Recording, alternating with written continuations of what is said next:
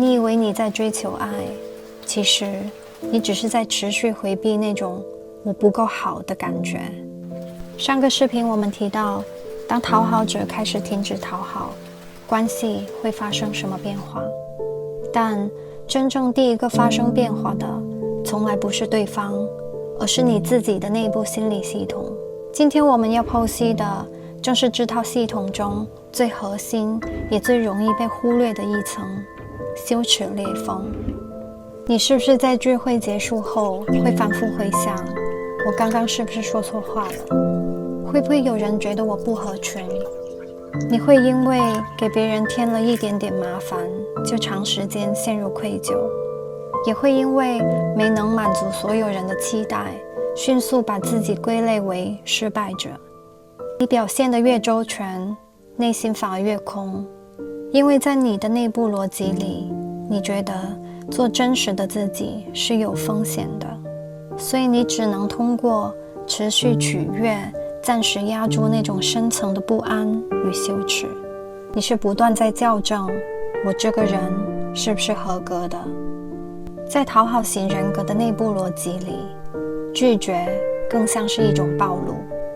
你不是在害怕冲突，你是在担心，如果我不顺从，别人会不会发现我其实没那么好？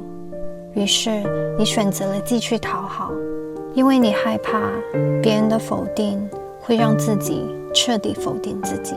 比如，当你工作中获得了一次表扬，你的第一反应不是开心，而是一种紧绷的恐慌感。你的系统会立刻开始计算，如果下次我没做到那么好，他们会不会发现我其实没有那么优秀？又或者，当别人送你一份贵重的礼物，你感到的不是惊喜，而是一种沉重的负担感。你会下意识地想着如何还礼，甚至想双倍还回去。这种不配得感，就是羞耻裂缝在渗水。你不敢心安理得地接受好意，因为你的潜意识觉得那个真实的我不值得那么多。这叫核心自我的功能性破产。正常人的价值感具备内部来源，而讨好者的价值感主要依赖外部反馈。讨好者如果觉察到对方可能失望，可能不满，可能觉得自己不够好，你的系统就会自动启动补救程序，解释、道歉、退让，多做一点。不是因为你善良，而是因为你无法承受我是差的这个感受。这条裂缝通常刻在你的童年，也许是你曾有过一个极其挑剔的照顾者，他们给你的爱总是带着条件。你考了第1名才值得被抱，你听话懂事才不被讨厌。你从小习得的逻辑是，我不重要，我的表现才重要。那个活泼的、有需求的、会犯错的真实的你，在很小的时候，羞耻就内化成了你的自我结构。对你来说，停止讨好不是少付出一点，而是需要直面那个你长期回避的自我感受。